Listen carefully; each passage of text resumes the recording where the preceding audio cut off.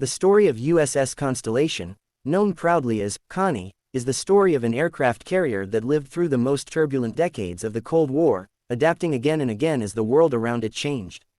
From the moment her keel was laid, Constellation was destined to be more than just another warship.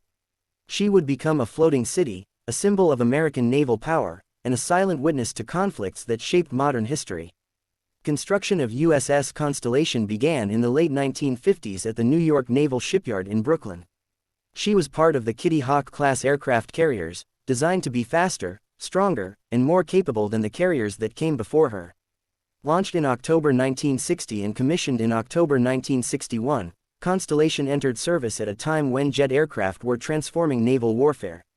The age of propellers was ending, and the age of supersonic jets and nuclear brinkmanship had begun. At over 1,000 feet long, Constellation was among the largest warships in the world. Her massive flight deck could handle the most advanced aircraft of the era, including F-4 Phantom II fighters and A-6 Intruder attack aircraft. Below the deck, thousands of sailors worked around the clock to keep the ship alive, fueled, armed, and ready for combat. She was not nuclear-powered like later carriers, but her conventional engines still gave her tremendous speed and endurance across the world's oceans. Early in her career, Constellation served primarily in the Pacific Fleet, where rising tensions in Southeast Asia would soon pull her into one of the longest wars in American history. By the mid-1960s, the Vietnam War had escalated dramatically, and aircraft carriers became the backbone of U.S. air operations.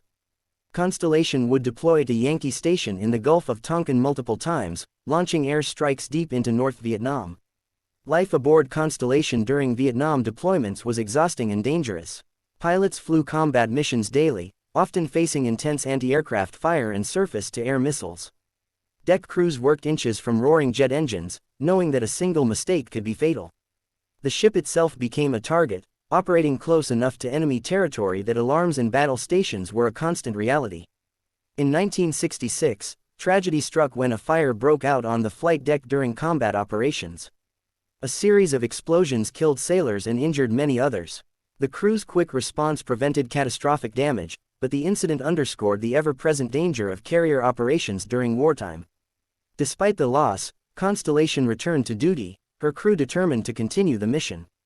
Throughout the late 1960s and early 1970s, Constellation remained heavily involved in Vietnam.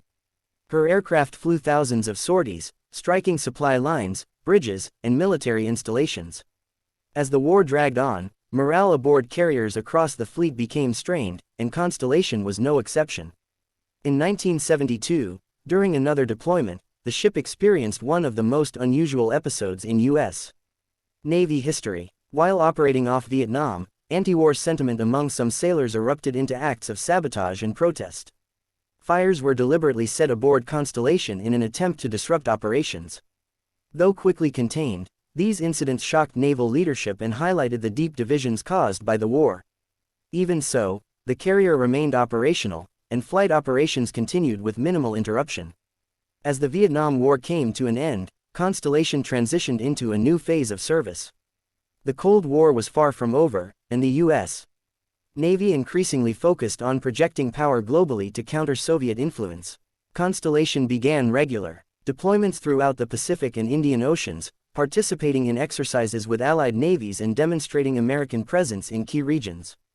During the 1980s, Constellation underwent major modernization to keep pace with advancing technology. Her flight deck, electronics, radar systems, and defensive weapons were upgraded. New aircraft like the F-14 Tomcat joined her air wing, giving her long-range interception capabilities that were critical during the Cold War. She became a platform not just for attack, but for fleet air defense. In 1983, Constellation was thrust into the spotlight during rising tensions in the Middle East. She deployed to the Indian Ocean and Arabian Sea during the aftermath of the Beirut bombings and regional instability. Her presence served as a powerful signal that the United States was ready to protect its interests and allies. Carrier strike groups, centered on ships like Constellation, became floating deterrents capable of responding instantly to crises. The late 1980s saw Constellation operating near the Persian Gulf during the Iran-Iraq War. U.S. naval forces worked to ensure the safety of commercial shipping in the region, and Constellation's aircraft provided surveillance and protection. These operations demonstrated how aircraft carriers had evolved beyond traditional warfare, becoming tools of diplomacy, deterrence, and crisis management. When Iraq invaded Kuwait in 1990, Constellation once again moved toward conflict.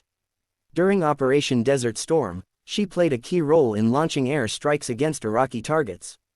Her aircraft attacked airfields, infrastructure, and military units, helping establish air superiority early in the war. For many sailors, this deployment felt different from Vietnam, shorter, more decisive, and supported by overwhelming coalition strength. After Desert Storm, Constellation continued to serve in a world that was rapidly changing. The collapse of the Soviet Union shifted U.S. naval strategy, but carriers remained central to American power projection. Throughout the 1990s, Constellation participated in peacekeeping operations, enforcement of no-fly zones, and humanitarian missions. One of the defining characteristics of Constellation's later years was her adaptability. As technology advanced, the ship incorporated new systems while still relying on the skill and discipline of her crew. Sailors from different generations served aboard her, each leaving their mark on the ship's culture and traditions. By the early 2000s, however, time was catching up with Constellation. Newer nuclear-powered carriers were entering service, offering greater endurance and reduced logistical demands. Maintaining an aging, conventionally powered supercarrier became increasingly expensive. Despite her proud record, Constellation's days were numbered. Her final deployment came in 2002, when she supported operations related to the War on Terror. Even in her last years, Constellation proved she was still capable of launching effective air operations and supporting global missions.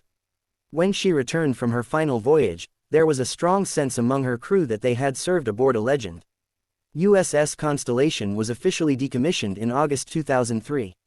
For many veterans, the ceremony was emotional, marking the end of a ship that had been home for months or years of their lives.